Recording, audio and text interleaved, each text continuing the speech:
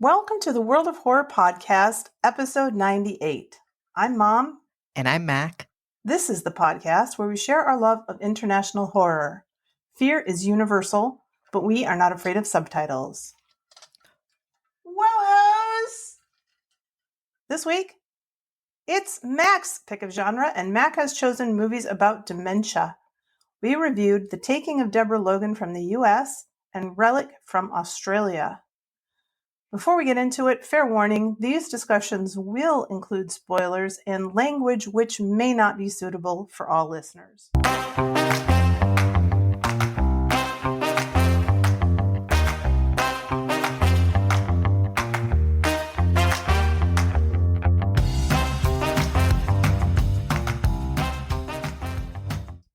Let's move on to our first segment, Mom and Mac Chat. Hi, Mac. How's it going? Hi, Mom. It's going well. I did 2 things today that I had been putting off for like months. 2 phone calls. Whoa. One to get my prescriptions moved from my old pharmacy to one closer to me, and one to make an appointment with my endo. For some reason, those 2 things took me 6 months to do, but I did them today. That is great. Congrats. Thank you. I was really proud of myself. I did the prescription thing, and then I was like, we're on a roll. We can do the other thing too. And it was actually really nice because when I called to make my appointment, the guy was like, oh, okay, you're a June 4th baby. I am too. And I was like, what? Aww. That's crazy. And he was like, yeah, it's a great day, isn't it? And I said, well, of course it was. We were born. Oh, nice. So that was nice. I never would have had that interaction had I put it off for another day. I went to a couple of doctors' offices today, and I had characters. It was characters in the waiting room day for me. Oh, not the doctors. Oh, well, so my main doctor is out on maternity leave, and she's coming back next month. So they gave me a guy. I won't say his name, but it's the most Italian name. Fettuccine Alfredo. Basically. Alfredo Fettuccine. Yeah, no, it was a very Italian name. He was a very Italian looking guy, very cute young man. I've been having an ongoing issue. And so he's like, well, let's do some tests because it might be this thing that you've been diagnosed with, but it might not be. And just to be sure, let's do these blood tests, and then I want you to go get an x-ray. I was like, well, okay.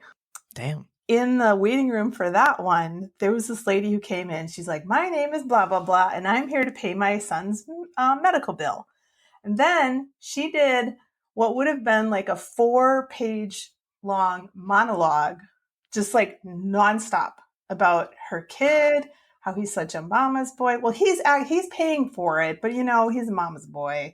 And she still, to this day, she calls him sweet boy always. And it was just like, whoa. Lady, wow. And it went on, and I was like trying to tune it out, but and Is she old? Nah, no, older than me, but not like ancient, Yeah. But I felt so bad for the check-in lady. Just sitting there like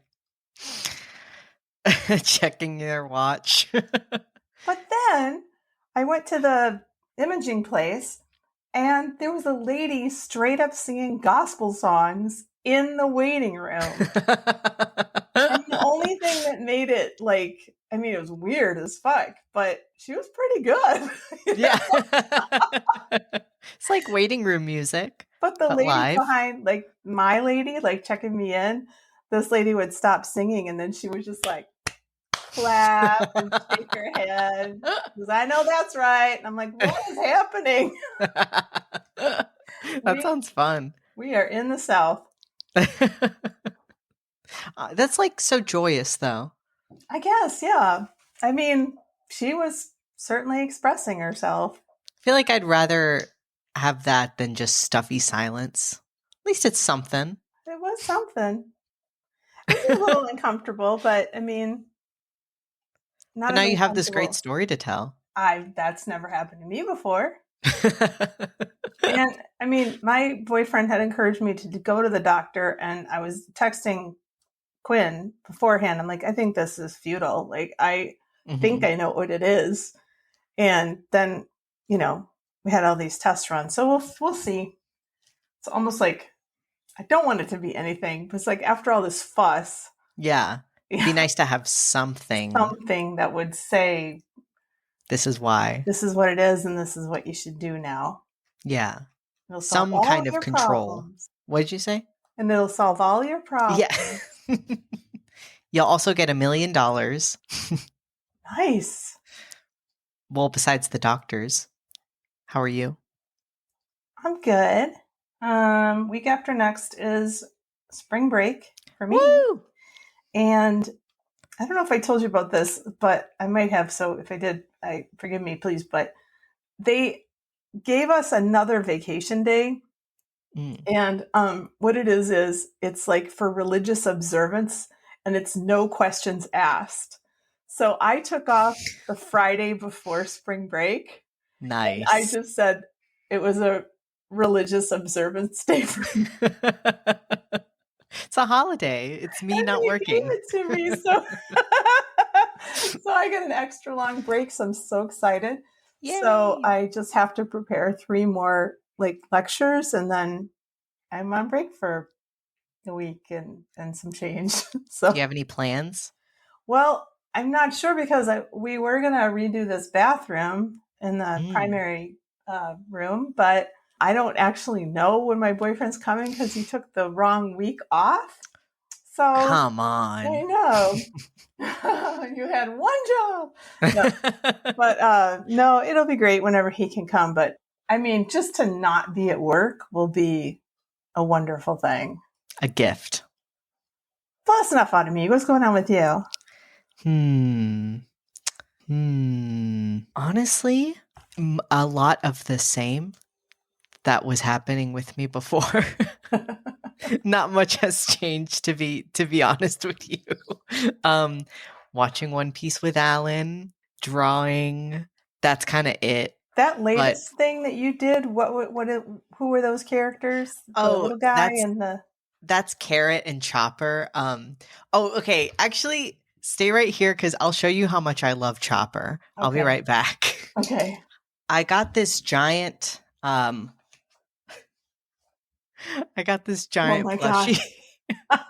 It's huge. Like almost as big as you are. Yeah. Well, I wanted it to be maybe the size he would be in real life. So I sit watching One Piece sometimes. I should should I go get my stuffie? Yes, do it. Hold on. Thing now. Oh. It's so cute. I love it. I was at the Deluxe Dollar Tree. That's a Dollar Tree purchase? Yeah. Well, they have it's Dollar Tree Plus now, so everything's $1.25 now, and then they have a $5 and $10 section. I think this guy was $5. He's beautiful. I got one for me and one for Quinn. Aww. And I had to find an excuse to go over to her house, but this guy doesn't have a name. We could name him right now on the pod. Wow. Should we just call him WoHo? Oh, little WoHo. Lil WoHo? Lil WoHo. I love him. Okay, I'll have to post a pic. Social needs. On the social meds. On the whatever they are. The SMs. Mm-hmm. Yeah, so that was a picture of Carrot, who she's a part of this place called the Mink Tribe. They just look like animals, but they're technically not animals. But then there's Chopper. He is an animal. He ate this thing called the human fruit.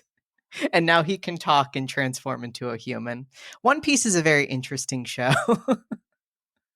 That human thing reminded me of a podcast I listened to called the Brain Ladle Trivia Podcast. Mm-hmm. And they'll just do a topic. And last week it was bears. And now this is a dumb story because I can't remember what it was. But one of the bears' names is I don't know, Ursus, arctos, horribilis or something like that. Ooh. And it's horrible bear is what it translates to. I don't know if that's like Grizzly or what it is, but it's so that. What did this bear? This bear did a lot of stuff to earn that name. The scientists were just like, "Oh, horrible bear, Horrible bear. Oh gosh. So anyway, dementia. Fun topic for today.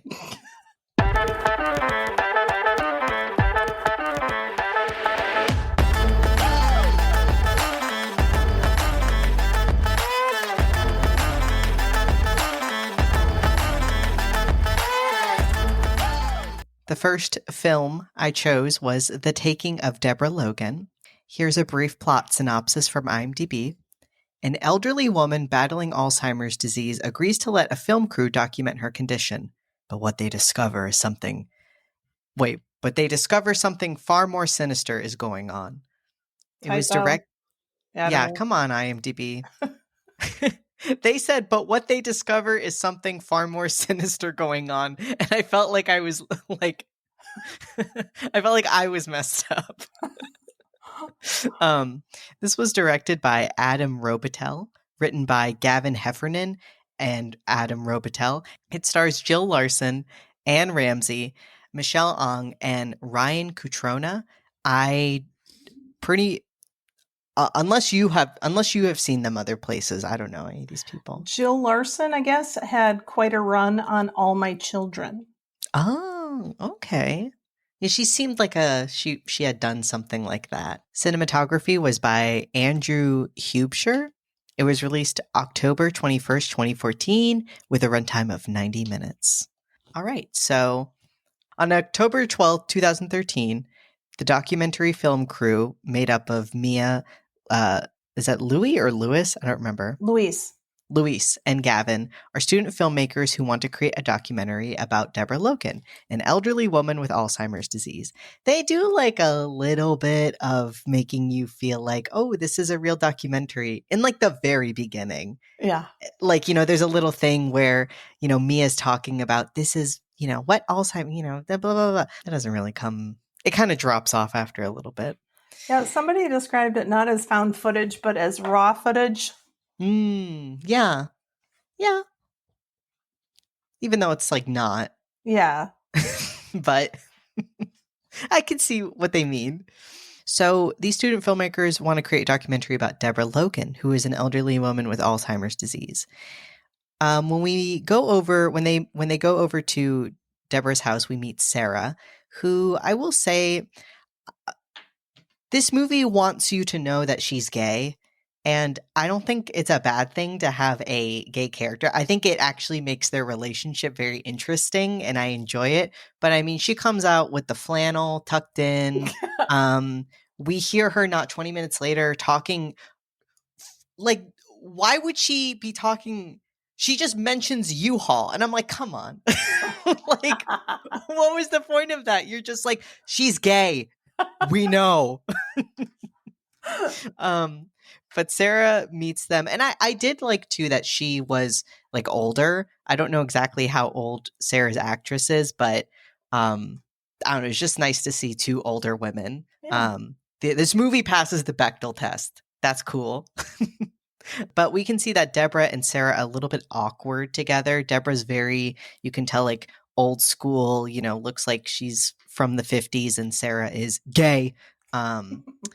And we find out that they're participating for grant money to pay for some of Deborah's hospital bills. And I agree. You wrote in the script, grant money? How much could that be? Not enough if all the people making it are getting paid as well. Yeah, doesn't... I mean, I don't know if it was like Mia's thesis or something, but I feel like, or dissertation or whatever, but what the fuck are Gavin and Luis doing? Like, and later they're like, we want our pay, like far later, they're like, we want our pay double now. Like, what pay? Like, sure. Like, what? Yeah, like I wish it could have been confirmed that she was just like bullshitting them. Because like, what? That's not a thing. I would love to have seen her request for, like, I guess the $1 million budget she had to Yeah. do this, like, student film. Like, why did you need this much? Well, I got these guys.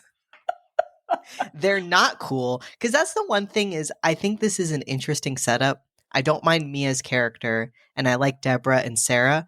But man, these two guys kind of, like, Oh, I kind of taint the like whole movie. Gavin. I think he's the Really? one who nopes out. I kind of like him. Yeah. They brought like a weird, like, dude kind of energy to it. And I guess it kind of was like, I would be kind of serious and then they'd be like, what's this old lady doing? And it's like, I was getting into it. Yeah. Yeah, obviously there is some difficulty in their relationship since Sarah's gay. And so, Deb, they're kind of introducing around the house. They show, she's a painter, and they got this really nice older house and this whole garden. But then suddenly Deborah's just kind of like, you know what? This actually is not good. I don't want to be exploited. And Mia then gives this Oscar-winning performance that saying, I feel like I have this speech burned into my mind. I've seen this movie so many times, and I always hate this part. She's like, my father, my grandfather also had the disease. I don't know why I hate that. I'm sounding like I hate this movie, but I think I've just seen it too many times. Anyways, but she just gives this little speech, and Deb's like, you know what, fine. We see that Deb is still doing all these things to try to keep her, brain in check, but she suffers a lot of memory lapses, and she really downplays how bad it is when interviewed. She's like, I might, toast something and then it pops up and I just put it down again. And I love this actress. I think she does this so well. Yeah. Like, Sarah will be like, yeah, you left the stove on and the house almost burned down. And then we hear more about Deborah's backstory. She's actually kind of a girl boss. She lost her husband when Sarah was young, so she created her own switchboard, business, and she was very important in the town. And we get this footage that definitely wouldn't have existed. It's like picture perfect footage of them back in the day with, Sarah fucking with the switchboard. And I was like, is this even like a found footage movie anymore? But it's cute. It's cute. So, everybody's settling in. The crew's going to live there in their house, and, they've set up cameras everywhere. Louise starts to suspect something supernatural is occurring because we've got certain events like Deborah is gardening and then found holding a snake. She kind of has a freak out and accuses Gavin of stealing her spade and truly is like trying to attack him. I was surprised they didn't leave right then and there. Like Mia, I feel like Mia does so much to try to downplay everything. She's like, it's fine, don't worry about it. Deb is doing crazy things like pulling skin from her neck and is prescribed a bunch more medications, but, there's not really, this isn't typical, of her disease. They're taking really voyeuristic footage of Sarah drinking before bed. Also, this is kind of a picture perfect scene. Like, we see her like, with a bottle drinking straight out of it. And it's like, Sarah's found her own ways to cope. Okay. So then we have another freak out. Deb thinks that there's a man who intrudes on her lawn, and so she starts nailing the window shut. I do like this scene because it's very chaotic, and we just hear Sarah, like, she's so tired, like, we're nailing the window shut now. I felt like they have a lot of chemistry as mother and daughter. They have that kind of dynamic where you would be uncomfortable if you were in the same room with them. Because it's sort of like Sarah is embarrassed of her mom, but she's trying to put on a polite face about it. But there's this undertone of like anger and resentment. And so it's just uncomfortable. Because, we find out that Deborah like sent her off to boarding school because she was caught kissing a girl in the garage. And she still, even to this day, like, they're having their little interview and she's stating like, why can't you wear a nice blouse? And Sarah goes, I don't own a blouse.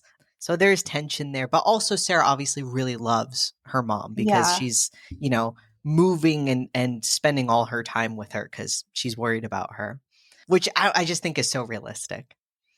There's some really weird footage that they find of Deb. I've stuff like this. I'm like, what is the explanation for this then? It's just like, it looks like a jump cut if she is standing on the ground and then she's standing on top of the counter, and the time stamped, no time passed. So how did she do that? How did she do that? And it doesn't fit with anything else. So that's not like a snake thing or like No. there's nothing.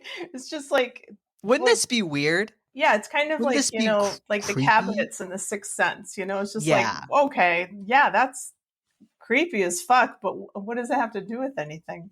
Why? So Deb's sent back to the hospital because, she's running around and hurting herself. They do a little spinal tap thing. This is a brutal, I thought all of this made me afraid to get old. Well, is this the kind of procedures you get? Okay, I don't know. Okay, so when I had Sam, it was a scheduled C, and they put something in my spine to anesthetize me, like from the chest down, and it felt like a pinch. It didn't feel. I mean, I don't know why she's screaming her head off, but maybe this is something completely different. I think it is because they're taking liquid. Also, it's all white and foamy. Yeah.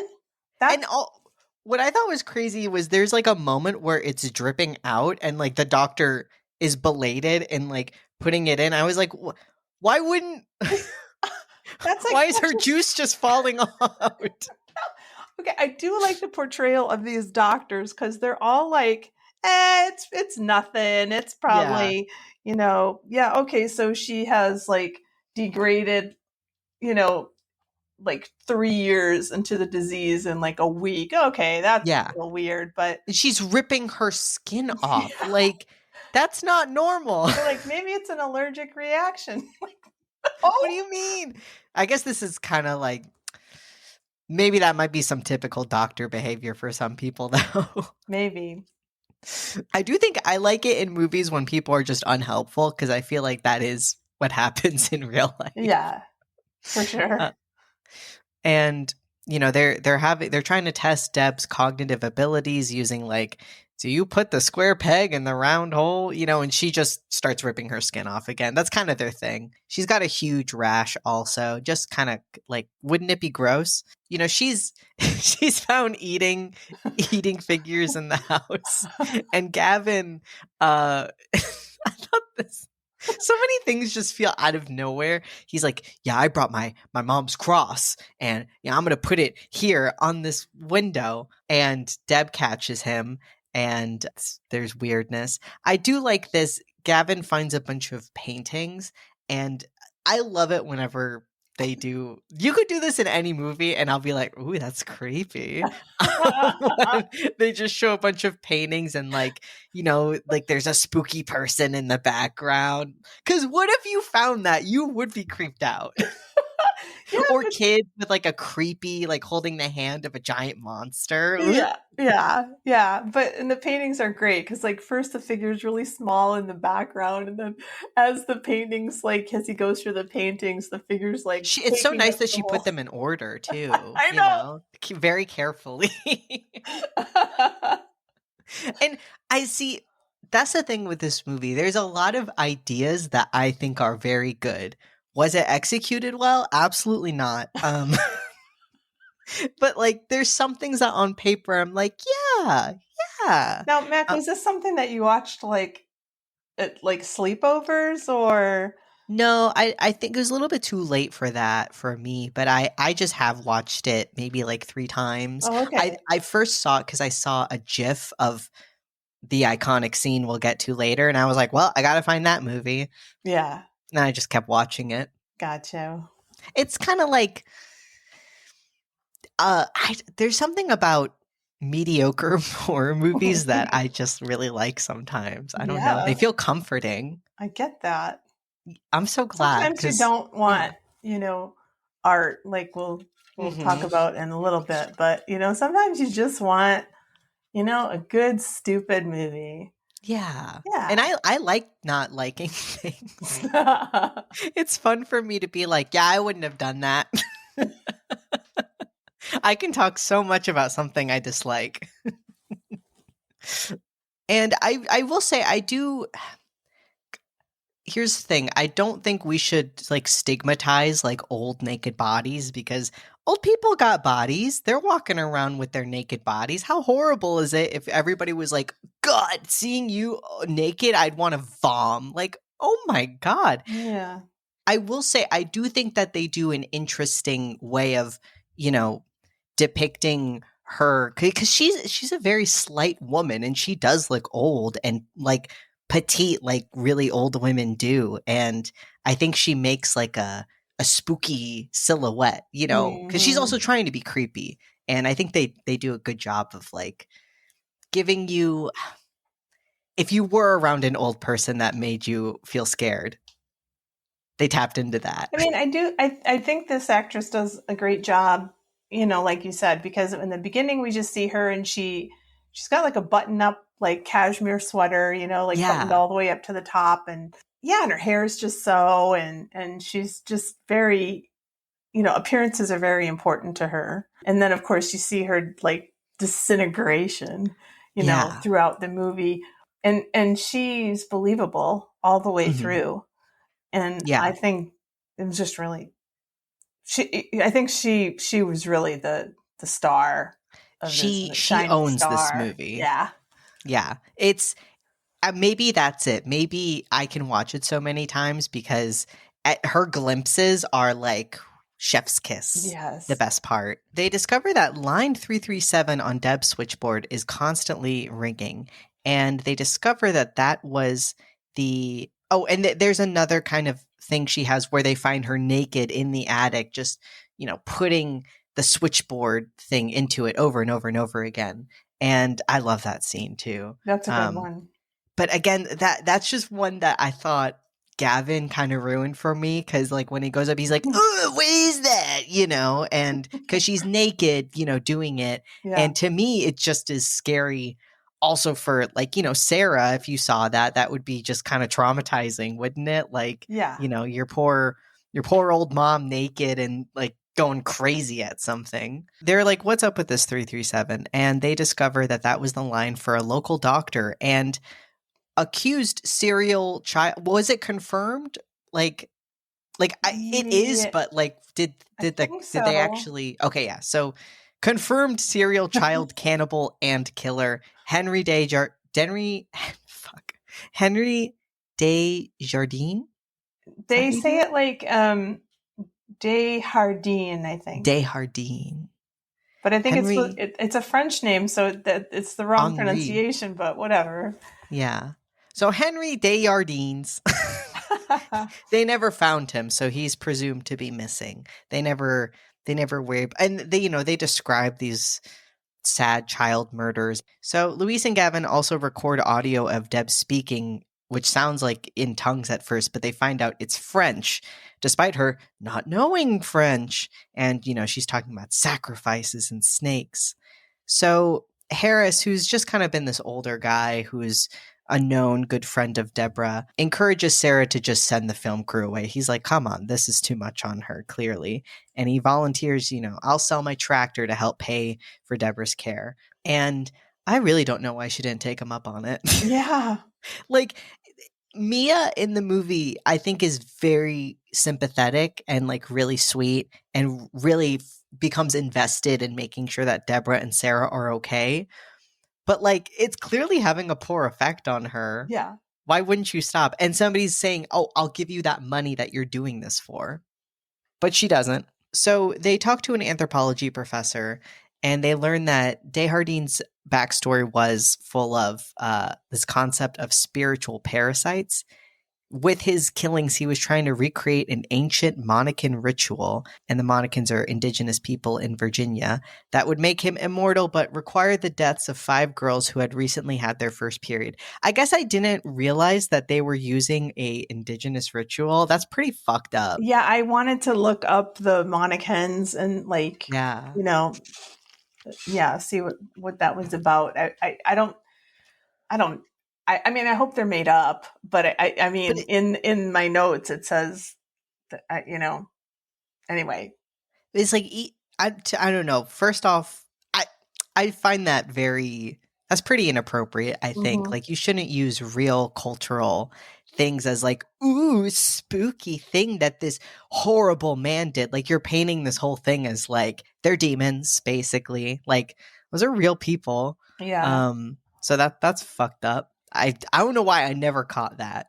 So yeah, this ritual would make him immortal, but require the deaths of 5 girls who had recently had their first period. Gross. He killed and cannibalized 4 girls, but never was able to complete the ritual. So Sarah asks Deb about him, and she says that he's not missing. He's dead. She then vomits a bunch of dirt and earthworms up. And again, Sarah's taking her to the hospital, and like the doctors are again just kind of like, I don't know, like, does she garden? Bro! Like, there's no bile. It's just dirt and worms. Yeah. It's as if you poured some dirt and worms, and then that's what they did for the shot. And she's just there. Like, it's so frustrating. I don't know how you could look at that and be like, I don't know, does she garden? I like the shot of her in bed though, because she really looks so frazzled. Yeah. Her hair is just like, she's all sweaty and wet, and she looks really pretty miserable, and she's starting not to look like the lady we saw at the beginning. Yeah. Yeah. Looks like very ghoulish. Yeah. So Harris becomes pretty adamant at one point, gets drunk while they're at the house and starts shooting up the crew members' trucks. This is crazy. And Gavin, and I understand Gavin's like, fuck this. And Mia's like, they said they're going to pay for the windows. It'll be fine. He's like, no, it's not about the windows. And there's like a cop there and she's like, hey, do you want to press charges? And they're like, no. Listen, Harris is not a bad guy, but like you can't do that. What? Like he was shooting guns off. Yeah, not even in Virginia you can't do that. Like what? He just gets away with it. Yeah. Anyways, so Sarah, Mia, and Luis discover that Deborah had unsuccessfully tried to abduct Cara Minetti, who is a young cancer patient in the same hospital that she's in. But there's a great scene, where they're looking for her, and her doctor's also there looking for her. Like, this is a child. Like, I know she's an old woman, but I thought it was interesting that they wouldn't just have, I don't know. So, and why is it being filmed? Yeah, good question. Well, wait, I mean, they have it on like CCTV, basically. No, but it's like, it's not just that. What? Sorry, what? When they're like looking for her and they find her, yeah, that's like, why would they have that? So Sarah she's at her wit's end. She calls a priest. She's like, can you perform an exorcism? And I love this convo too, because you can tell I think Sarah's a pretty good actress too. And she is just so desperate and is like trying to make somebody admit to her, like, isn't this weird? Yeah. Isn't this abnormal? And he's just like, that stuff's like not real, And I thought that was like a cool moment. I feel like I'm glad that there wasn't an exorcism because it kind of grounded it a little bit. Yeah. And I wondered about that though, because I was like, oh yeah, because that seems real. Like that a priest would be like, that's just movie stuff. Like we don't do that. But I think some actually do that. Yes. But maybe they're like totally fringe. Like, I don't know. Yeah. I feel like there's people who do everything. Sure. Yeah. But she was calling so at the hospital, Harris visits Deb and Harris visits Deb and she begs him to kill her.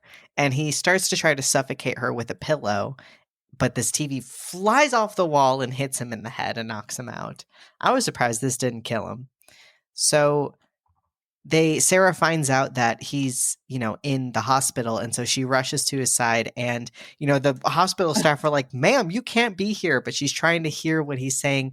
And he reveals to Sarah that Deborah actually killed Desjardins because she discovered that he wanted Sarah to be the 5th victim. So she was protecting Sarah and buried his body in the yard. See, there's so many great parts of this movie. What a fucking badass she is. Yeah. She killed this serial child murderer. Like, that's sick. But also, wait. Sarah was at boarding school from age 10. Huh. So how did Desjardins, like, even know about her? Good question. When did she get her period? I mean, I guess she'd be home in the summers. But that's a good question. That's those two things don't really match up. Piece of, I mean, just a couple sentences could have fixed that. Yeah. You know. Yeah. When she was home for the summer that one year, you know.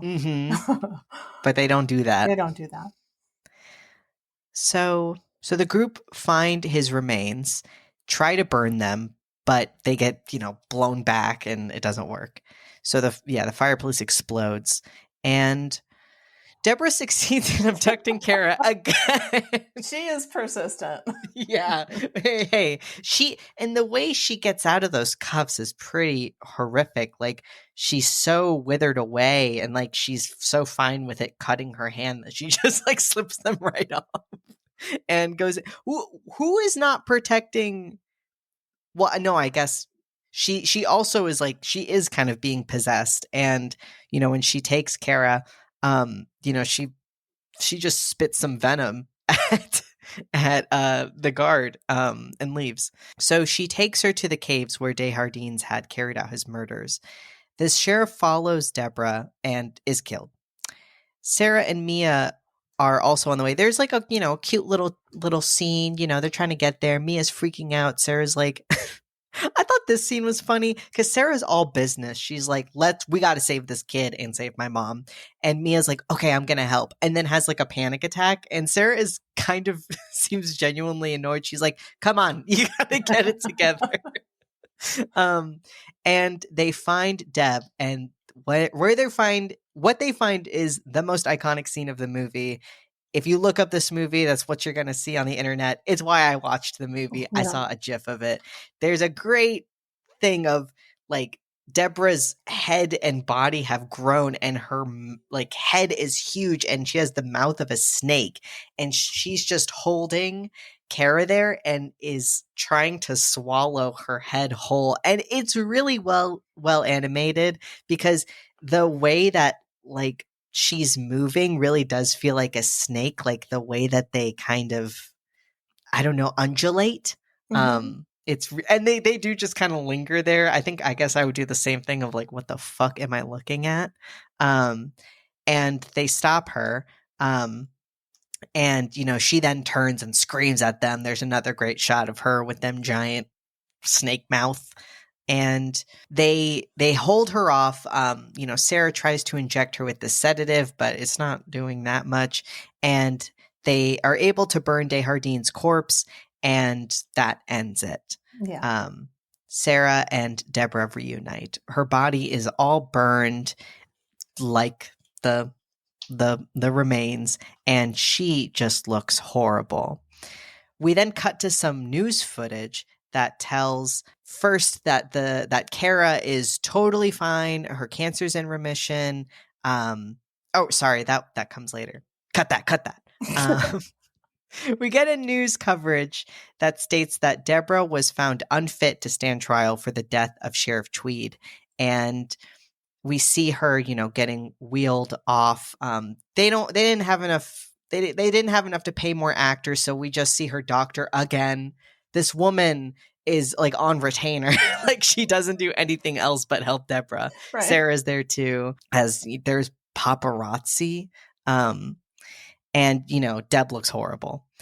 But hey, here's some good news. Kara's cancer is in remission. We see this cute little birthday party she's having. She was bald before. Now she's got a head full of hair. And this interview is pretty cute. I felt like this was really adorable. The interviewer's like, hey, what are you going to do with your life now? And she's like, I don't know. And he asks her like, a few questions and just, I don't know. And then he begins talking like, well, you just heard the great story of Kara, and the camera just stays on Kara as she turns and just smiles. So I guess she's possessed. Yeah. How that makes sense, I don't know. But it's okay. I guess they wanted to leave the door open for a sequel. Maybe.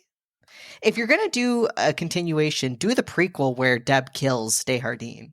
Yeah. That would be cooler. That would be sick. I'll watch that movie. Yeah, totally. Yeah. And now that we've had, Orphan first kill, you can do it. Years later, I don't see why not. Precedent has been set. This will be the pearl to the X. Yeah, buddy. So we can jump to, what phobia is that?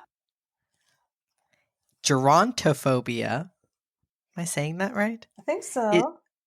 Is the fear of age-related self-degeneration or a hatred or fear of the elderly.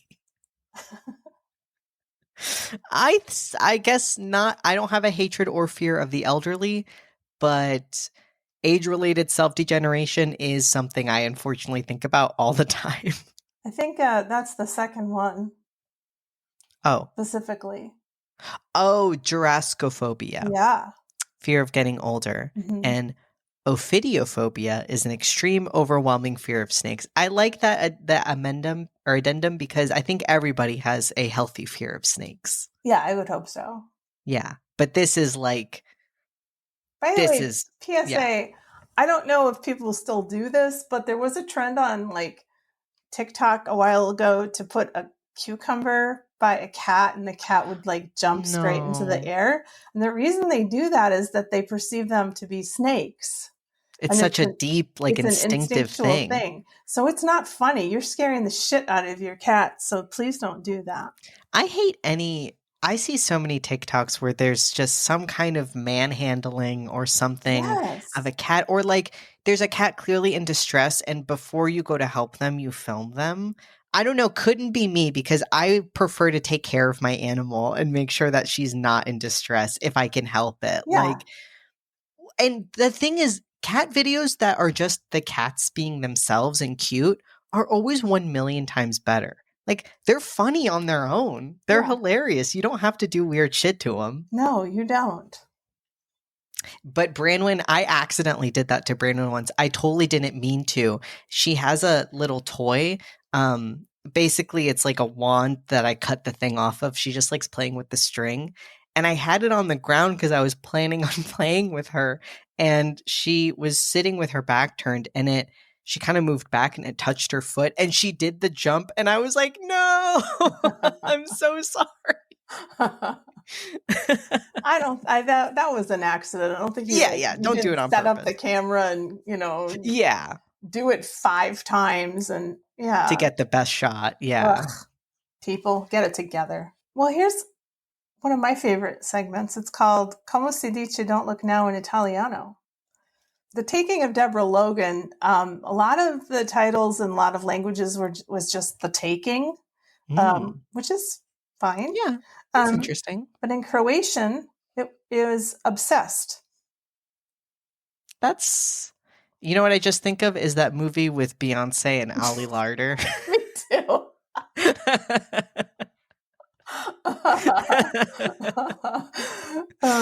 In French, it's The Strange Case of Deborah Logan.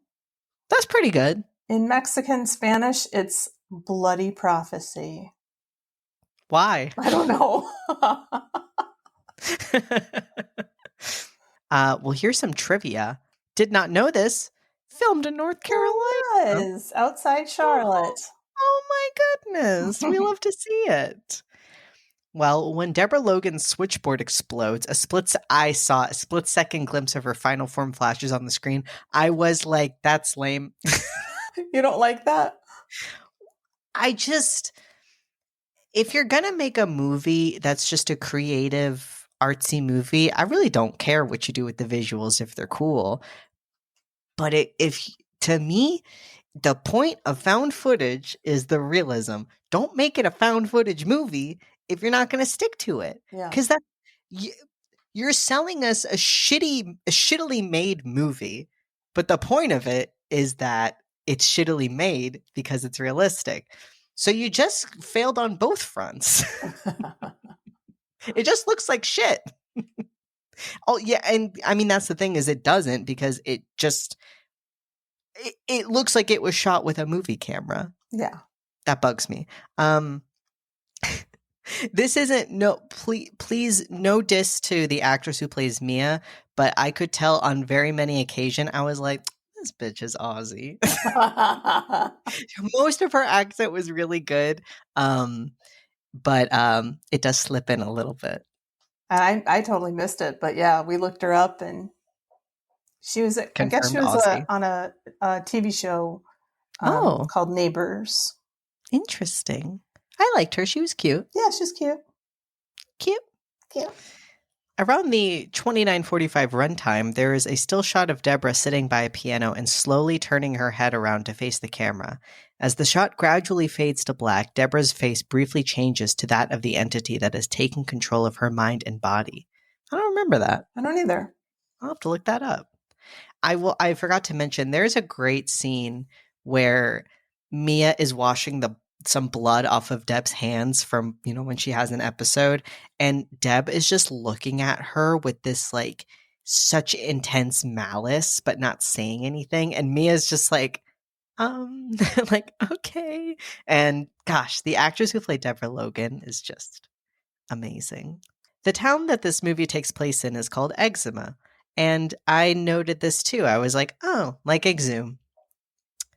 Cool. The filming took place in Charlotte Region, North Carolina, and Creative Network Studios. Additional stunt doubles were used in place of Mia, Deborah, and others.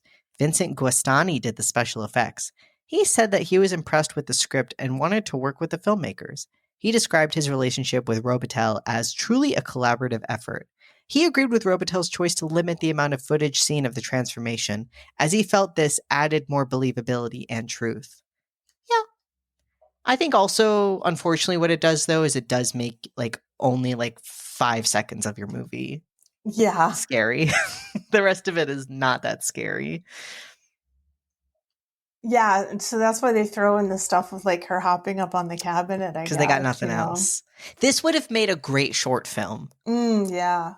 But unfortunately, I guess there's just not as much you can get out of making a short film. But I think despite it only being 90 minutes, this would work so much better, half the length. There's a lot of lost time where they're like, let's walk up these stairs and whisper the whole time and look at this door that's never open, but it's open right now. What? It's like, guys, I mean, you took a minute to do all that, and it's like, why?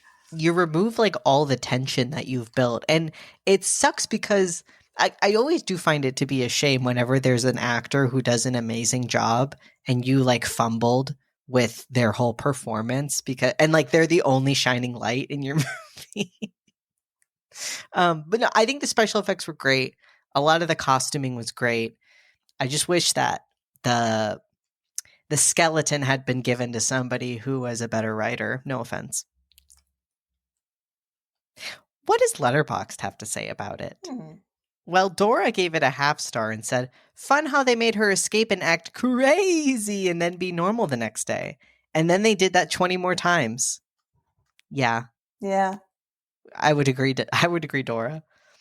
Alder gave it a 0.5 star and said, Alzheimer's is scary, but not as scary as being jump scared with an anti-Indigenous storyline. Boo! Yeah. Yeah. That's fucked up. Yilmar gave it a 0.5 star and said, Deborah's head game must be crazy. Why? Oh, I get it.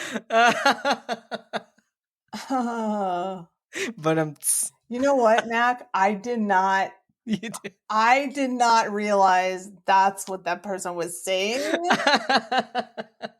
And it's fine. That's a funny joke, but I right over my head. Did not get that. That is so funny.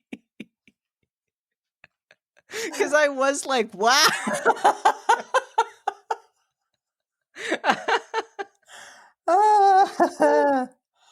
Wow. Well, Half Bones gave it a half star and said, if the Blair Witch was a fucking dumpster fire, I would say, no, that's the Blair Witch 2 or whatever, the newest Blair Witch. I watched that recently. That was a fucking dumpster fire. Oh, wow. Okay, I'll avoid it.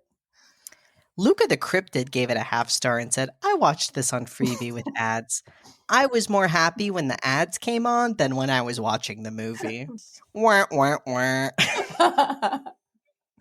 Antonio gave it a half star and said, I'm currently suing the production company for my time back. Patrick gave it a half star. This shit was ass, bro. Saval gave it a half star and said, this is a fucking hate crime. And yeah, I feel bad that I've watched it so many times now. Like, I truly didn't catch that, but that is so messed up. Yeah. Somebody with an emoji for a name gave it 5 stars and said, Gilf, 100 emoji. Short but sweet. Ren gave it 5 stars and said, holy fucking shit. I'm not usually scared by movies, but this is something different. The beginning enough is haunting, especially with a grandmother that has dementia. I see so much of my mother and my grandmother in both Sarah and Deborah. It made this movie so much more chilling. It just got even more insane during the second half, and I couldn't pry myself away from the screen. I'm so glad, Ren. Me too. Lynx gave it 5 stars and said, Mia better have gotten the best fucking grade for this. Yeah, thank God nobody died, really. Yeah, really. Oh my gosh. Somebody with a name gave it 5 stars and said, I thought that the old lady was kind of spooky.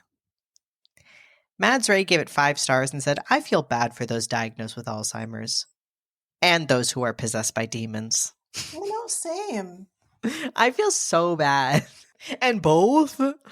Audrey Latt gave it 5 stars. Absolutely chilling. The final sequence has the same vibe as Above, So Below, and I love it. As an aside, I think that movie is bad. The plot was great. It was very suspenseful, and I was actually scared watching this movie. The special effects were awesome, and the plot twist was unexpected. If you're a fan of found footage films, this one is a must-watch.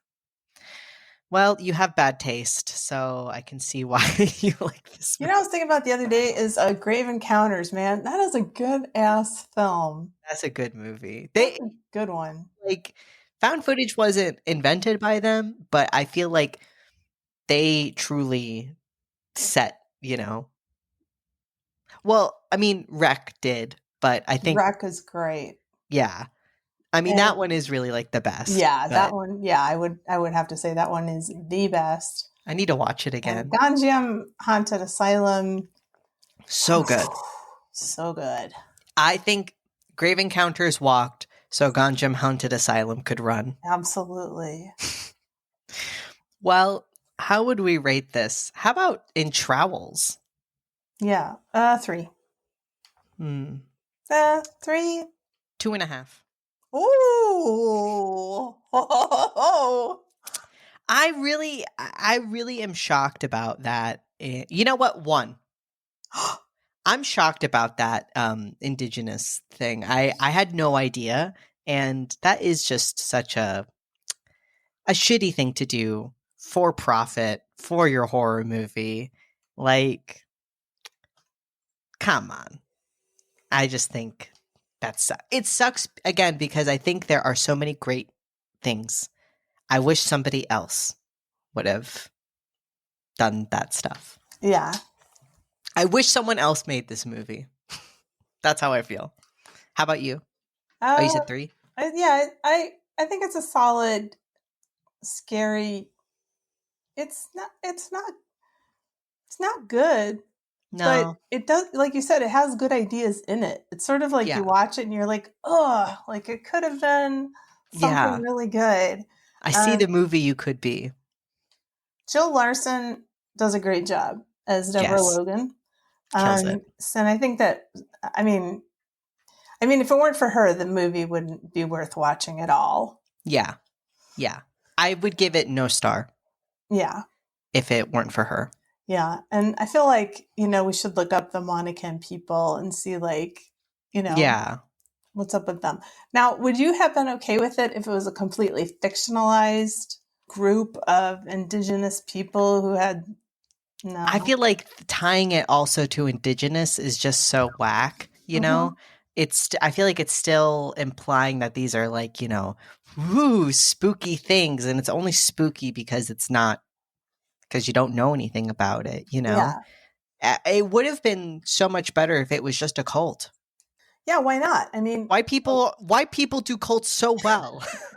Just make it a cult. Yeah, It was right there. Aleister Crowley shit, Or it maybe is right like there. come on. Come on, you can do Or he better. could have just been a fucking weirdo. Yeah. Yeah. So many, and that's the thing is like you could just not have done that. And there, you would have had 1 extra star. You would have made it to 2 stars. Well, what have we learned? Don't bury the creepy child murderer in your backyard. I don't think anybody would have blamed you for killing him. They would have. I mean, you can't just murder people even if they intend to harm your child. I mean, maybe not morally they wouldn't have blamed her, but I mean, legally, you can't. But burying him in the backyard was bad juju. You know what? I don't like this movie. I mean, the bad taste, in using the indigenous plot line aside, like, why did the TV fly off the wall and hurt Harris? There's like stuff that just doesn't gel. And like, why is this guy coming back? Like, that is bizarre to me. Like, why?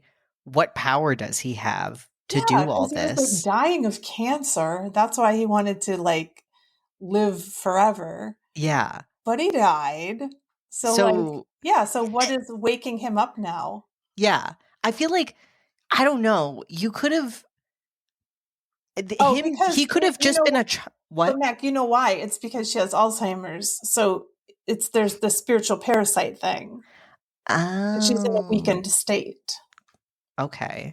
But it's like, why, how can he do that? Like, how, possessing her, okay. But like you said, the making the TV fly off, the jumping onto the counter. Why would he do that? It doesn't, Doesn't make any, because also why did he do that? It doesn't make any sense. Just make the movie of Deborah like, I don't know, you could have had flashbacks, I don't know, something like that. Or maybe she didn't. She thought she killed him, but then he comes back to try to kill them again. Ooh, I like that. That could be neat. Well, would we watch it again? Not anymore. No, I don't think so. Yeah. I'm done. I'm done with you, Deborah Logan.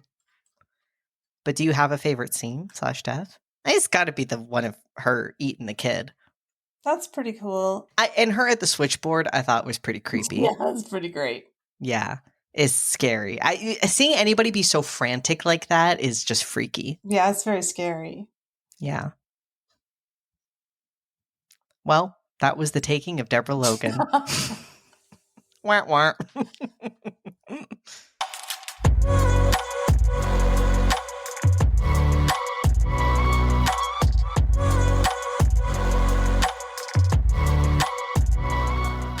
All right, well, here's the brief plot summary from IMDb for Relic. A daughter, mother, and grandmother are haunted by a manifestation of dementia that consumes their family's home. This film was written and directed by Natalie Erica James and co-written by Christian White, and it stars Emily Mortimer, Robin Nevin, and Bella Heathcote. The cinematography is by Charlie Saroff, and it was released on the 25th of January 2020 at Sundance, the 7th of March 2020 in the US, and the 7th of October 2020 in Australia. It has a running time of 89 minutes, and I think I watched it on Prime. Same. I did the IFC free trial. Oh, yeah. So we open on this stained glass window that will be important throughout the whole plot, and an overflowing bathtub. Edna is naked and looking at the flashing lights of the Christmas tree. And that's all before the title card. All right, so Kay is Edna's daughter, and she gets a call, and the caller tells her that the neighbors have not seen Edna, the mom, for a few days. And so Kay and her daughter Sam travel to their remote family home to look for her. They discover the house is locked from the inside. So I like this. Sam crawls through the doggy door to get in. They find rotten fruit in a bowl. Edna's bed is empty. There's some handheld action here. And they see some sticky notes around the house with messages like take pills and flush in the bathroom. Sam calls her mother by her first name. Yeah, I like that detail. I do too. That tells you a lot. Yeah, instantly. You know? At the police station, Kay reveals she hasn't spoken to her mother in a few weeks. And I like this scene too because she's like, you know how it is. And like, he doesn't know her at all, yeah. But she's trying to, apologize to him for not being in closer contact with her own mom. She feels the need to like defend herself because she feels so guilty about it. And he's like, I'm just trying to get like a timeline here. Yeah. Back at the house, Sam sees that the bedroom she's going to use is stuffed with boxes of photos, and she hears a mysterious scraping sound. She grabs some linens from a closet and discovers a strange black mold-like substance on the wall. Mold is so creepy. It is. Park Chan-wook thinks the same. He does. So Sam reveals to her mom that she stopped working at the gallery and is now working at a bar. And they get into a little tiff about all that. But then Kay says that she's glad that Sam is there. And she's like, I don't know what I'm doing. And Sam's like, I think you're doing it. So that was kind of a nice little moment. And I like was a very just efficient use of dialogue to just describe this relationship. That night, Sam is out smoking a J, as the kids say. No. On the lanai?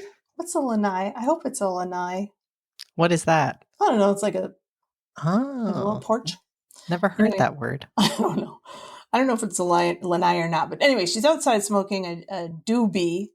And she's visited by their young neighbor, Jamie, who says that he has not been to visit Edna for a while after his father told him not to go to the house. So I love this scene so much because then, she asks him like, well, do you want to come inside? Like just for a second, I can get you a glass of water. And he just kind of looks at the house and looks back at her and goes, no, and walks away. And I feel like it's so unsettling, because it's like, here's this sweet guy, who just won't go in. No. And that's the house you're staying in. I feel like that would be so creepy. Yeah, I agree.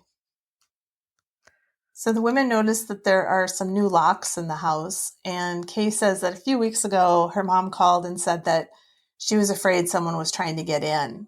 And Sam's like, well, why didn't you tell me that? Like, did you tell the police that? I thought that too. Like, all these scenes are great. I don't know. I feel like the fact that they have the 3 generations is so cool. It's like you can tell that Kay was really, did not have an easy childhood with her mom, but is kind of continuing the cycle a little bit with Sam, but in a different way, in a way that's both informed by Edna's parenting, but then also, I feel like she's trying to be better, but she's not. No. Yeah, and there's just there's a closeness between Edna and Sam, which is awkward for Kay. Yeah. And I love it's such, I can see it of like, Sam is getting treated in a way that she never did. Right. Probably. And that's got to be frustrating. But she also is being childish about it. Sam No, Kay is. Oh, yeah.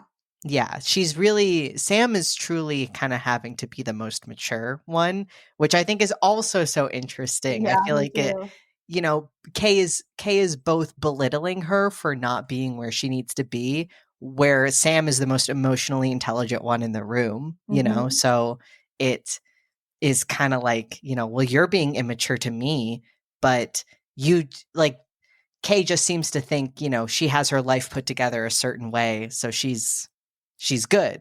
She's not. She's not. Sam and Kay grow increasingly disturbed by a loud creaking from inside the walls and the appearance of more black mold throughout the house. This is a sweet moment. Sam puts on one of Edna's sweaters and sort of smells it, and she finds a crumpled up sticky note in the pocket that says, "Do not follow it." And then she hears a mysterious slam sound. And then we cut to Kay, and she knocks very quietly on the wall, and then she hears a shuffling sound behind the wall, and then a loud slam from inside the wall. Kay experiences a nightmare of some just really creepy images. We get the picture of the cabin that we'll learn about in a little bit. And there's a withered, rotting corpse. And we hear the flies buzzing, and in her dream, she's just sort of coming upon this body. And so what I gather is that is a real memory. Yeah. That she came upon her, I guess, what, great-great-grandfather? He had just been forgotten, like, in the cabin. And then he was, like, in such a state of, like, putrefaction and rot. And this child found him. Oh, my God. So it's no wonder she's having nightmares being back at the house. And she crawls into bed with her daughter. Sam's like, what's going on? She's like, don't worry about it. Like, yeah. I thought that was pretty sweet.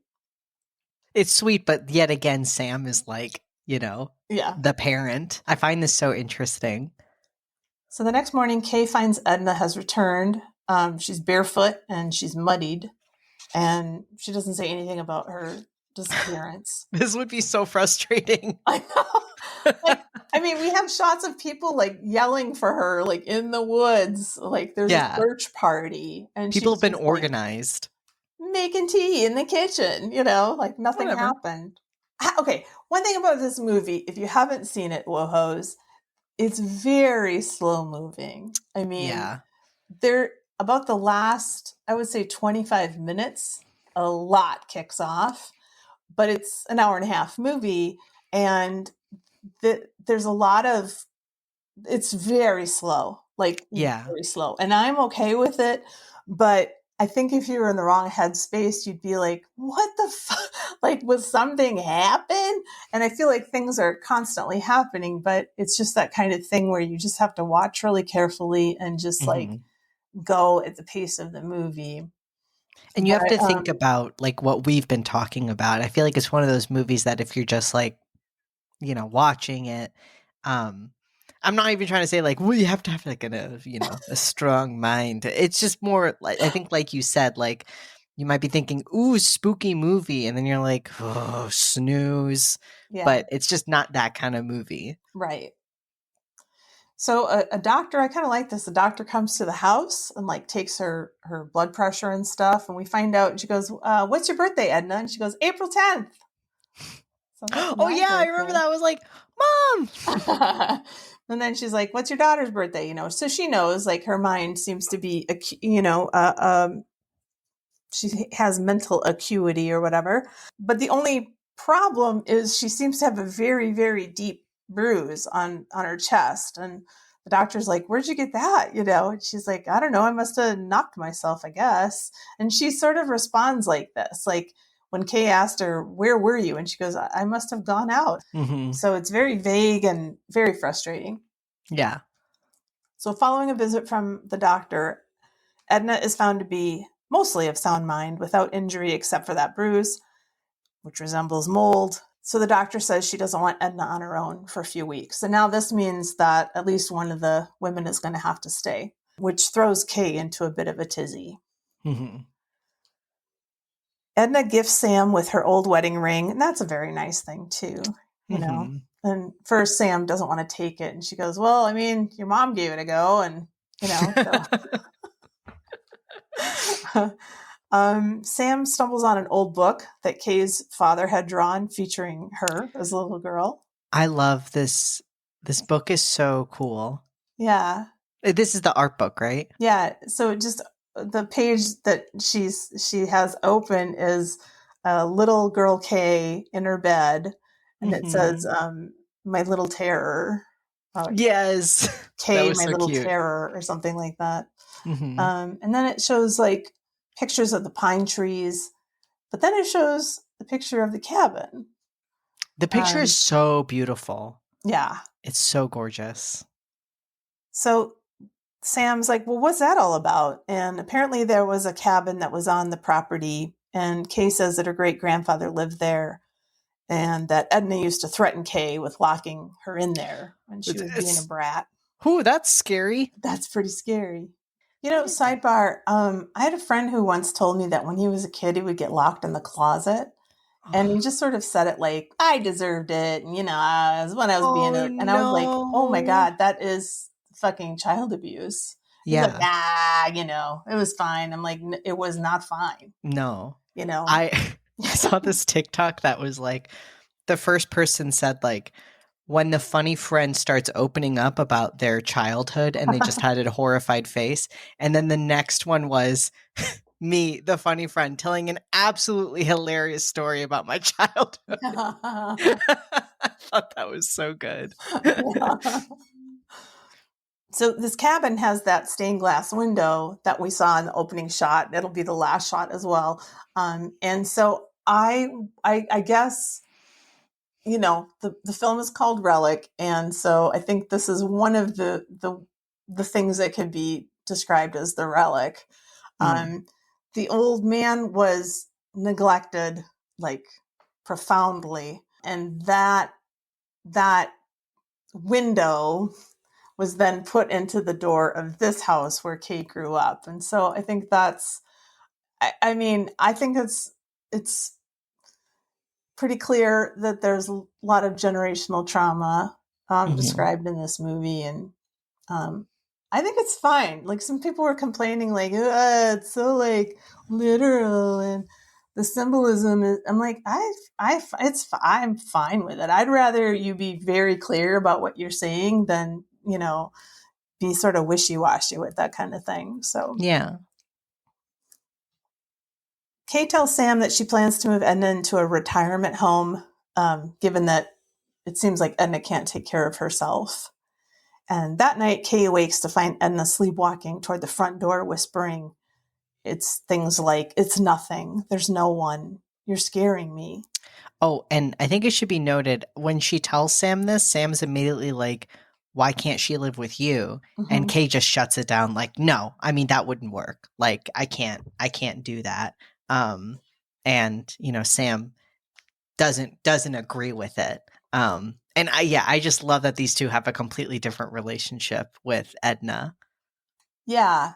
And Sam's like, well, isn't that how it works? Like, yeah, she changed your nappies when you were a baby, and so now you change her nappies, isn't, you know? But Kay's like, oh, no. Yeah, that's not happening. Not gonna happen. So after being brought to bed, Edna is convinced that there's something hiding under the bed and urges Kay to check. And this is kind of odd to me because Kay, first she's like, there's nothing. And then Edna's like, are you sure? And then she looks and there is something. Yeah, something kind of shifts. Yeah. We don't know what. It's just sort of like the light kind of shifts. And then Edna like conks her on the head with a book. No, she drops the book and that surprises her and she like lifts her head up. Oh, okay. Bonks it on the bed. Oh, okay. And then Kay's like, you did that on purpose. And Edna says that she isn't. But she doesn't look under the bed again. Like, she moves on. I feel like we just might, like, people just assume, like, well, I just was, like, seeing something. Yeah. And that completely took her out of it. Right, yeah. So the next day, Sam and her grandmother share a tender moment until Edna suddenly grows cold and accuses Sam of stealing from her. And she snatches the ring off of Sam's finger pretty violently. So that's pretty upsetting. Then we get some extreme Dutch angle action, and we see a figure behind a frosted window at the end of the corridor. And then we get the scene with Sam in the bathtub. This is pretty good. Yeah. So Sam's in the bathtub, we see that her finger is very badly bruised from having the ring yanked from it. And there's a shadow underneath the door, which seems to suggest that there's somebody standing on the other side of the door. But Sam's like, Gran? And there's no response. But then there's a bunch of scratching at the door. It's like, it truly is so scary. Hitchcock got just like hit the nail on the head with when you're in such a vulnerable state, like the idea of somebody coming inside your like little bath or shower castle is so scary. And I feel like the granddaughter is the only one who's sort of cottoning on that there is like something else going on. Yeah. In the house. She's the only one in the family who recognizes the cycle. I'm loving this movie more talking about it. Oh, good. When Kay goes to Melbourne to have a look at the retirement home and stuff, she does. And maybe this is an Aussie thing, or maybe it's just like an advertising, thing. But Kay's asking questions of the person, and she goes, "Well, it's 5-star living." I just But then we see Kay crying in the car, but that's her plan, to have Edna go move somewhere like that. And Sam tells her that, like, she's like, Gran, I could move in with you. I could help you out. And Edna's like, oh, no, I don't think so. And she's like, well, isn't that better than going into a retirement home? That's what Kay's looking into right now. So then when Kay comes back, Edna has thrown away some of Kay's report cards from when she was a kid. And Kay sees them in the trash, and she's like, why are you throwing these out or whatever? And Edna says, well, I have to make room because she's moving in. Mm-hmm. And Kay's like, oh, no, you're confused, Mom. She's not moving in. Mm-hmm. So there's a bunch of tension there. And then Edna says, how was Melbourne? Sorry. I know that's not the right pronunciation. Angry Aussies in Melbourne. Edna says a bunch of cryptic stuff about where she thought it got in. Mm-hmm. And there's a bit of spooky stuff with the knocking washing machine. I paused this. Is it that there's no clothes in the washing machine? Like, what's... I don't remember. So, I mean, a lot of people would probably experience this with like a knocking washing machine or dryer, some old appliance in the middle of the night, and then you go into the basement and mm-hmm. That's all it is. But there's a pause, and I think it's full of water, but I don't think there's any clothes in there. Something I will say with this movie is I think most of it's very beautiful, but it does this sinful thing that so many horror movies do nowadays is like when it's dark, you can't see a fucking thing. Yeah. Because I honestly don't remember much of this because I probably was like, what am I looking at? Like I had the brightness up all the way and I was like, what is happening? Yeah. It can be dark and you can still show us what's going on. And if you don't, you're just not good at making a movie. Sorry. Like, you should have learned that in film school. Like, you can't have a part in your movie where I'm supposed to be looking at something, but I can't see anything. Yeah, it's rough. Yeah, I totally agree with that. Kay has another dream, but now her mom is inside the cabin. So she sees from outside her mom sitting in the window, and then it's her mom's figure on the bed that falls over. And one thing that we haven't mentioned is that Edna's hobby, or the way she expresses her creative side, is with carving candles. And I love that too. And I was thinking about candles and how candles change form, obviously, and they wither away when they're used. But I love watching people do this in real life, like carving the wax. But Sammy sees that Edna has hurt herself while cutting the wax, and Edna flies into a rage, and she's like, "It's my room, it's my house, get out." And then I thought this was kind of cool. Sam runs down the stairs, but it's longer than it should be. It's like one more story than it should be. So I thought that was kind of Things are just getting weird. Yeah, things are getting weird. And they're going to get real weird for Sam. So then Sam goes to visit Jamie's father, Alex, to ask what happened with Jamie and why he won't come inside the house. So it turns out that the last time Jamie was over there, they were playing hide and seek, and Jamie hid, and Edna locked him in this room, in this closet. And he's like, I think she forgot they were playing, but Jamie was in there for hours.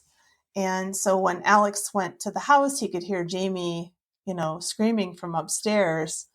And so it was audible. It's like, you might be able to think like, oh, or you could say, oh, well, she didn't realize and locked him, but then how was she there while he was just screaming? Yeah. It's kind of suspicious. So he's being really nice about it. So he's like, yeah, so we thought we'd take a step back, And she's like, I am really sorry that happened to Jamie. And he goes, okay. And then he walks away. I like that a lot. I like that a lot.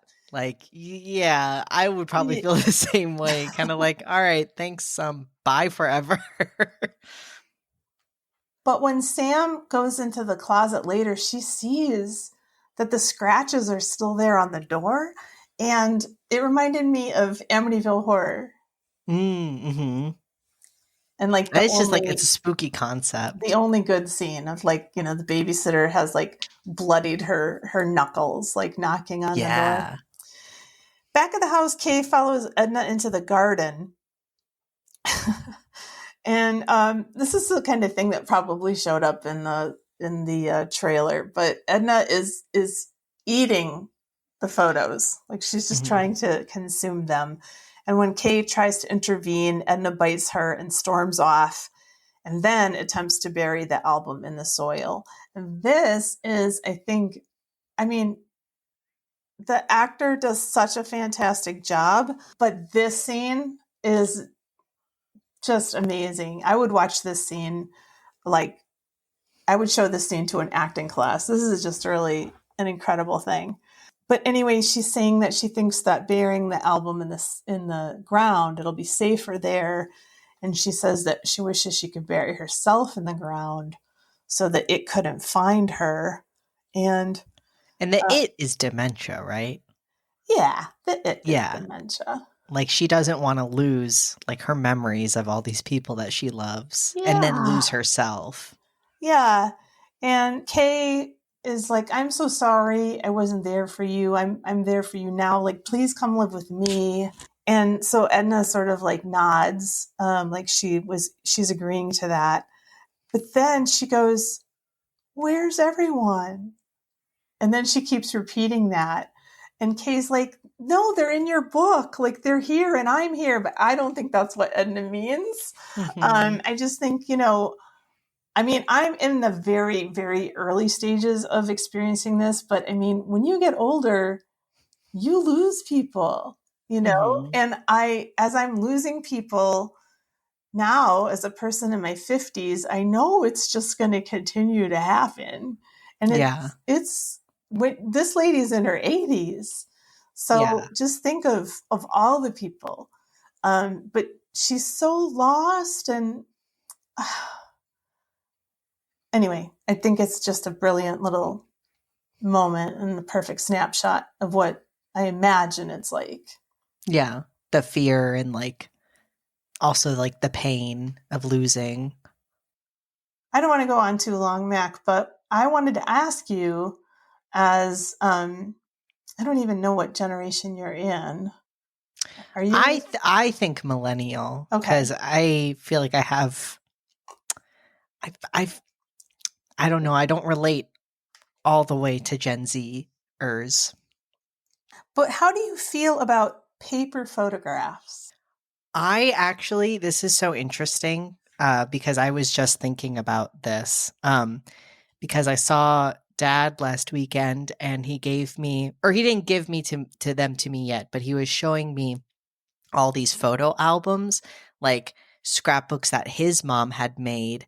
And, she had made so many with like all these captions that were like so lovingly made. And I was like, that's incredible, like, so I think digital photos are great, and those cute little slideshow frames you can get are great, but I also think that there is just something so tangible about, a photo. Like, I have this picture of Alan that I took with like just a Polaroid when we went to, like a garden, and I love that photo.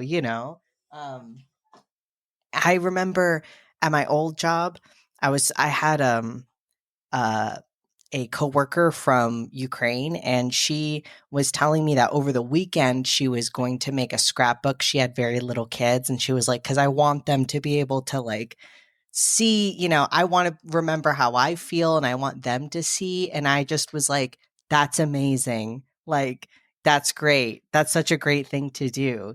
So I would say I love them, and seeing all those scrapbooks that my grandma had made me want to make some. Oh, very cool.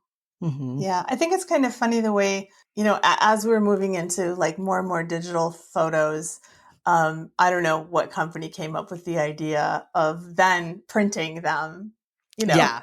back Yeah. on like photo paper, but That's a good idea. it's a great idea. Yeah.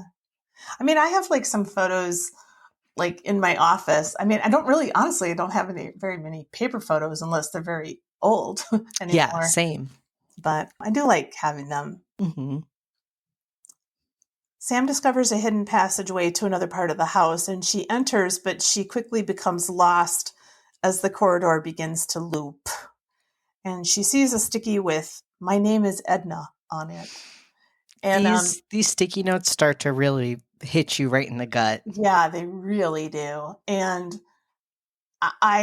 dementia isn't always handled in the best way, but this kind of reminded me of, spoiler for a 20-year-old TV series from Sweden, but in the Kurt Wallander series, he develops dementia at the end of the series.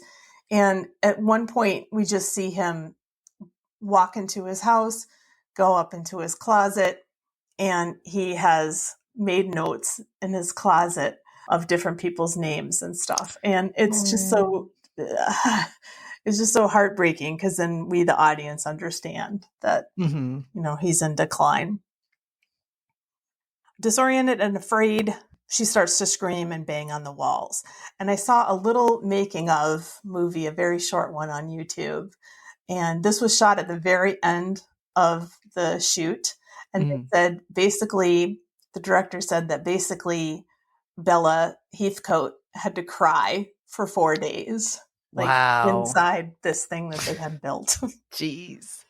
I wanted to ask, for your sharp literary mind, what do you think is like the symbolism here? Is it like she's wading through her, like, I was thinking maybe like, because I mean, obviously it's, talking also about just dementia, her in this like liminal space, but like I was also thinking, is this so distressing because she's kind of wading through maybe like her family's like, the inside of it? Because I feel like sometimes, like, a lot, you get shielded, like if there's things that your parents can shield you from, they do, of your own family.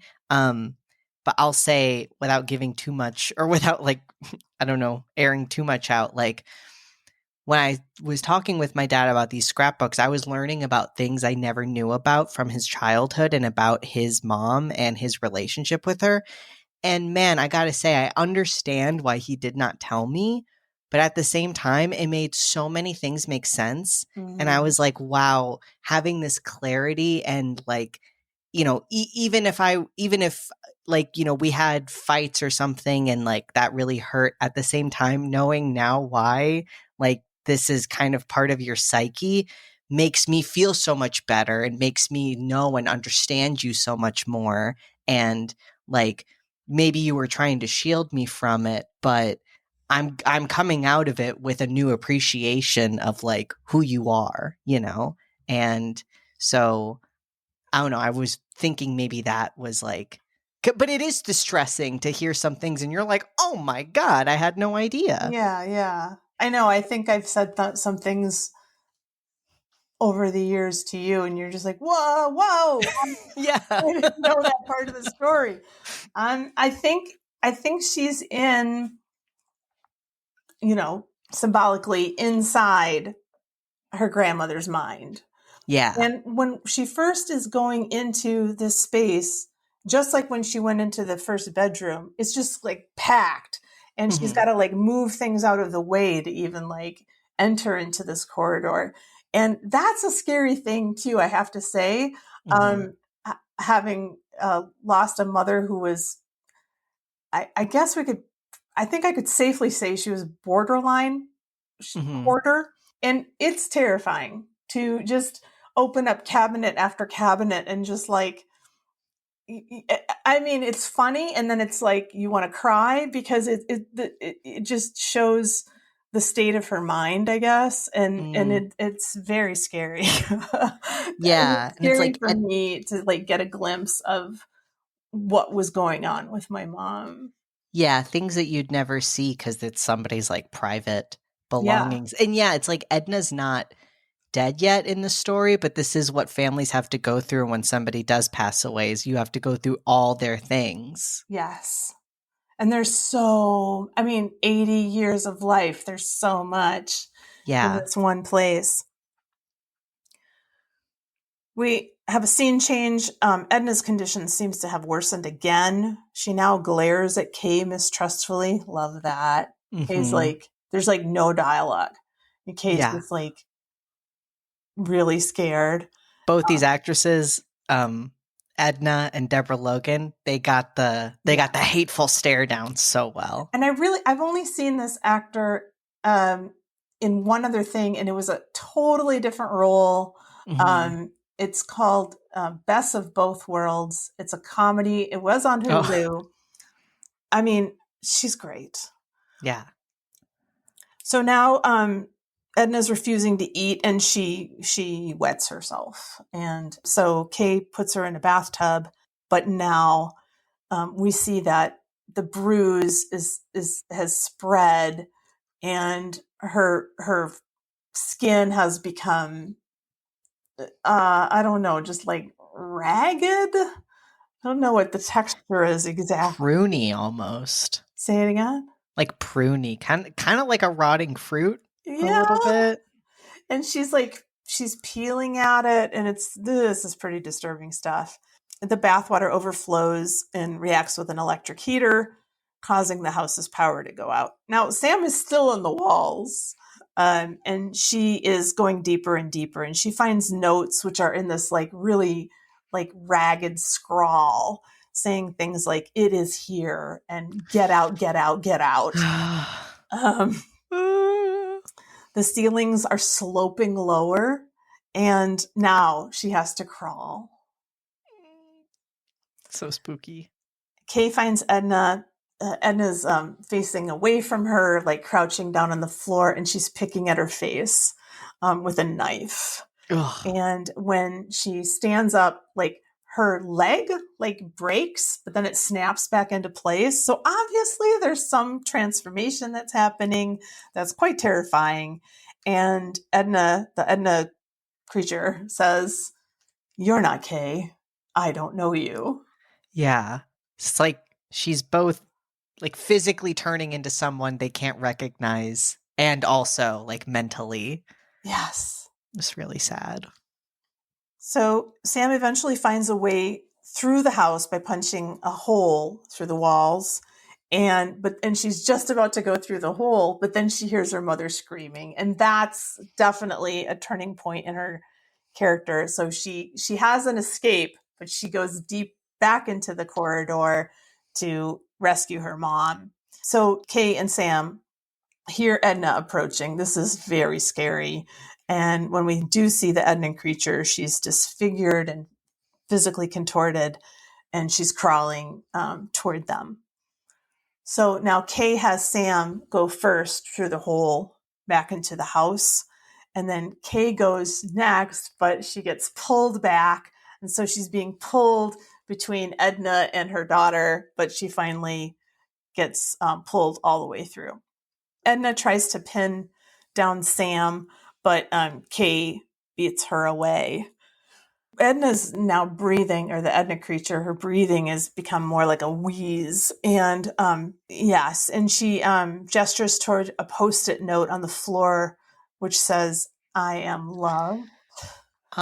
This destroyed me, and it kind of still, like, I kind of kept thinking about it, like, while we were talking, and I was like, oh, it like hits me every time. Like, I need to write that note now, you know? Yeah. Like, I don't know. That's such a profound thing, and I don't know. I felt like that was just such a, I don't know. It hit me right in the gut, and it's still hitting me in the gut. Yeah, it's pretty hard.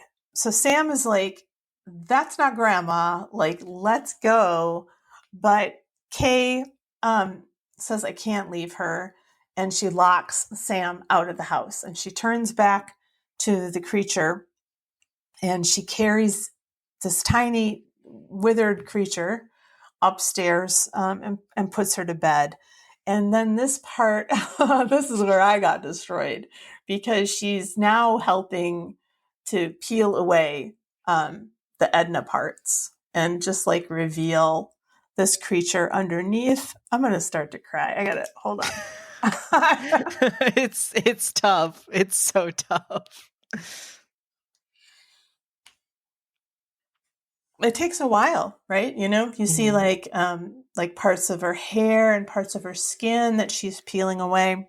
It kind of reminds me of a tree too, like, you know, that paper bark Ooh. trees where you can just kind of take that, and also kind of like loblolly pines. They kind of have bark like this too, where you can just kind of sit there and peel it back, and you're not really hurting it that much. Yeah. And yeah, I kind of thought of, I was like, it was less gross to think of it as skin and more like she's a tree. Oh, I like that, Mac. I like that so much. Mm-hmm. It's like one of the advantages of having a son who got a degree in horticulture. Yeah, the little things. I don't really remember much else. So we finally see her final form, which is a withered, rotting corpse, like the one in the nightmare. And sorry, Mac. Do you want me to read it? Yeah. Okay.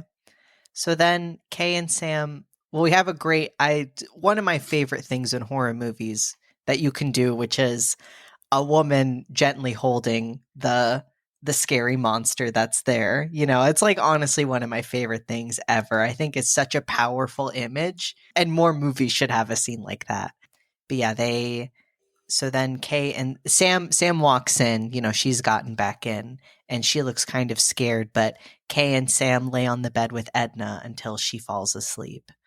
So then the film ends with Sam, you know, they're kind of sitting in a triple spoon with Edna, the littlest spoon, and Sam can see on Kay's back, kind of like peeking through like her shirt, that she has a small black bruise resembling Edna's initial bruise, suggesting that in time Kay will suffer a similar fate as her mother. So they don't they don't even let you go easy at the end. They still got to kind of hit you with something that is very intense.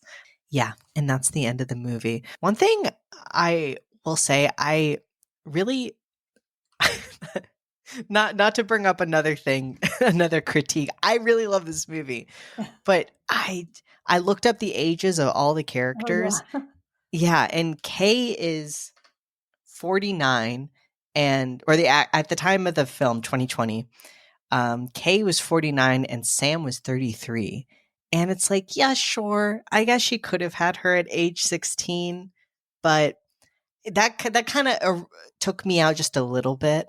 I was like, they do kind of look more like sisters in a way. that sometimes that gets me. Sometimes that really, and it's funny because Quinn and I are just about to do the Manchurian Candidate, and Angela Lansbury is only 3 years older than Wow. than the guy, and she's supposed to be his mother. But it didn't. I don't know. It didn't bother me with this. But you were texting me about this before. But I mean, I really think that Bella Heathcote does an amazing job, and I wonder if you know the director They were just like, wanted you her. know what? Yeah, we just want you. And it's interesting. I mean, what if I mean, it would kind of make sense that Kay would have had her young. Yeah. I mean, I think that could have been written into her character. Yeah, I guess that's the thing is like if that had been part of it, Yeah. I think that would have been interesting. But I don't know, it was something that I noticed, and I was kind of like, I mean, that would make a whole lot of sense. Like if she'd had her at 16, and then maybe gotten married to the dad, and then the marriage obviously didn't work, and like that could yeah, have. So Natalie Erica James is, in everything I saw about her, she's described as Japanese Australian, and interesting. she traveled to Japan, I think, when her grandmother was dying, and so a lot of this movie is based on her own life experience. Oh, And she says that she really loves Japanese horror. So I think it's funny that you mentioned like it holding must be. the It must be monster. related to Dark Water. Yeah, Yeah. absolutely. God. Okay. I think I'm recovered now. But and I mean, for anyone who's ever experienced, dealing with someone with dementia, I would strongly recommend watching this movie if you're up to it, because Yeah. it'll hit you, in your heart guts. And clearly. It's really powerful. I think also because I had a few people I know on Letterboxd who are men who, or I should say cis men, who didn't really seem to get it, and maybe that's part of it too. Is obviously I do not identify as female, but in this case of like, I felt like I feel like it is a special story to have three women, Yeah. like three women. It's just it's its own unique thing, and it's a story that should be told.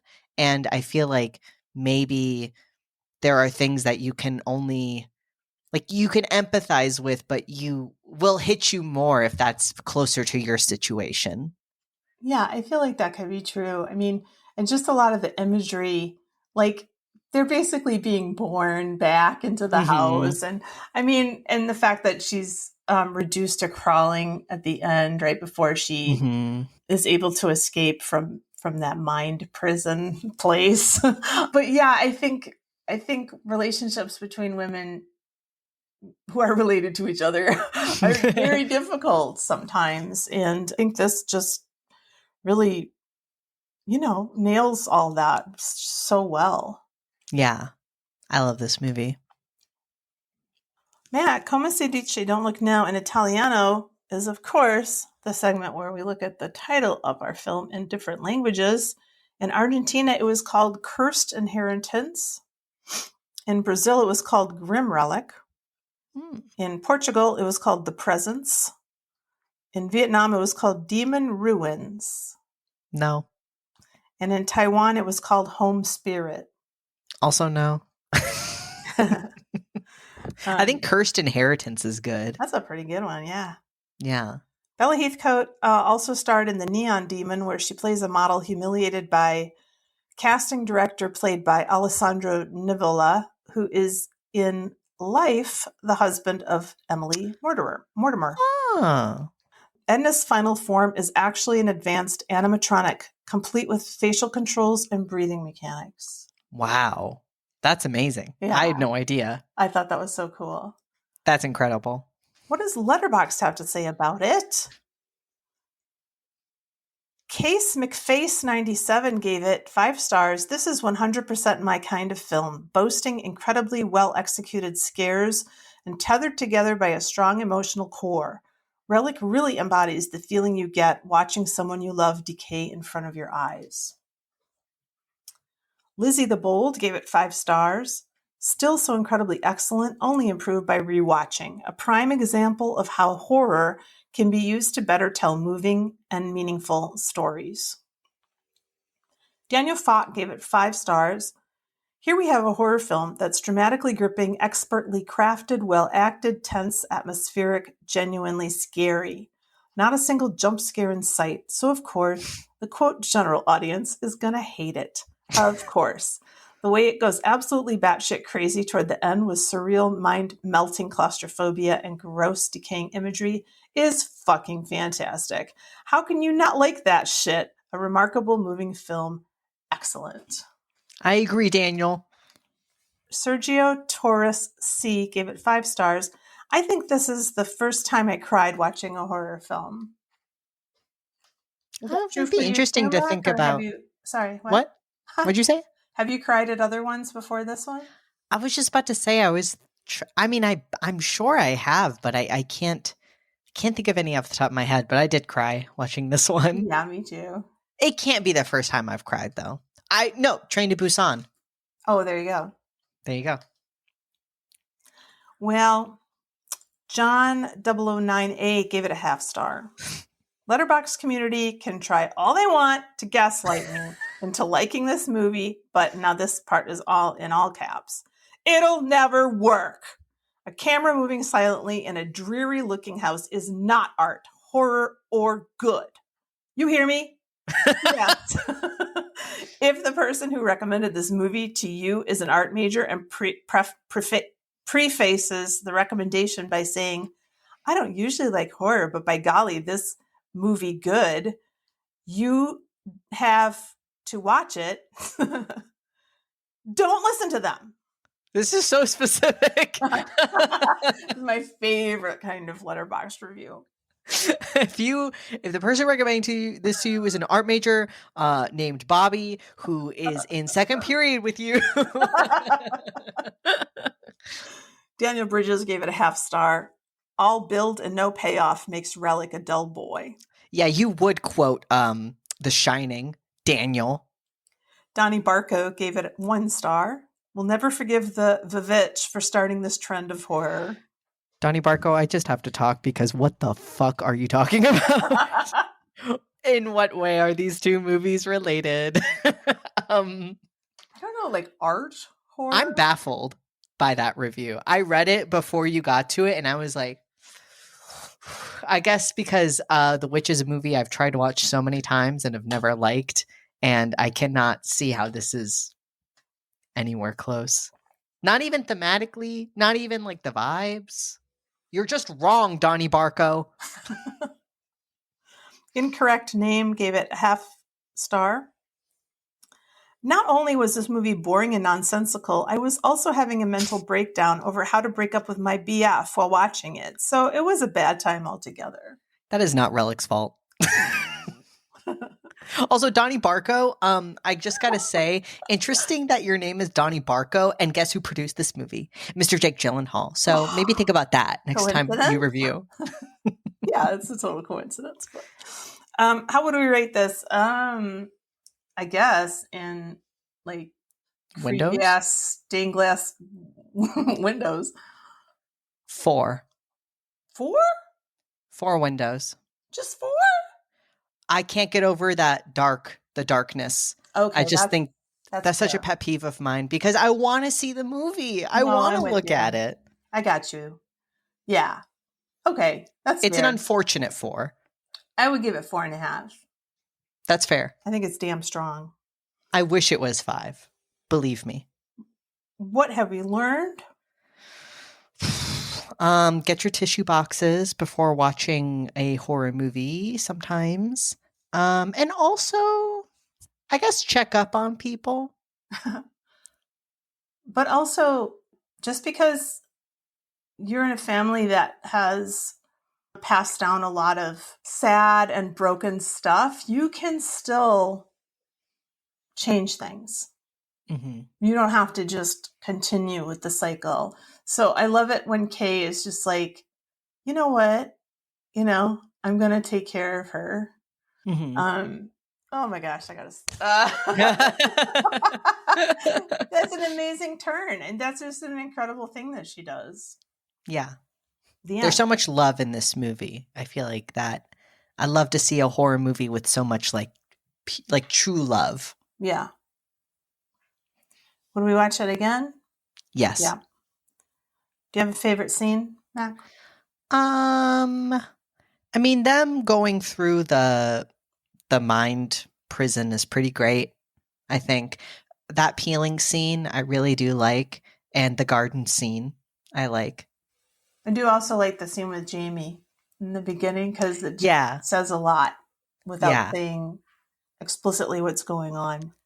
I loved that element too. That like, I don't know, I think it's interesting also to have an outside perspective like on your family And then to have somebody be so freaked out by your family would be like, oh shit. All right, Mac. This was a really good discussion. Thank you for having it with me. Likewise. I enjoyed it. Me too. Thank you for joining us for this episode and for all your support. It means the world of horror to us, truly. Next time, Mom's picks involve animated horror films. Oh boy. Get ready. Get ready, Buckle WoHos. up, WoHos. We will be looking at Mad God from the US and Grave of the Fireflies from Japan. And now just hang with us, WoHos, because soon we'll be talking about zombies and we'll be talking about animals run amok. So we'll be having some fun along the way. We would welcome your support in the form of a 5-star review or a thumbs up on your preferred listening platform. Mac, what do you have going on? Well, you can follow my art Instagram at Macaritaville. And also I have a Tumblr that's also Macaritaville. That's really what I've been up to on the soc meds, as the kids don't call them. And I would really love it if you looked at my art because I spend a lot of time on it. And it's real cool, y'all. Well, thank you. I love the way you do the how you do it thing on the last frame. Oh yeah. It does that for you, and I love that. I love looking at it myself. Sometimes I'm like, dear God, how much time did I spend on that one part? It's very cool. Remember, WoHos, we love you, and don't go into the basement. Yay! We did it!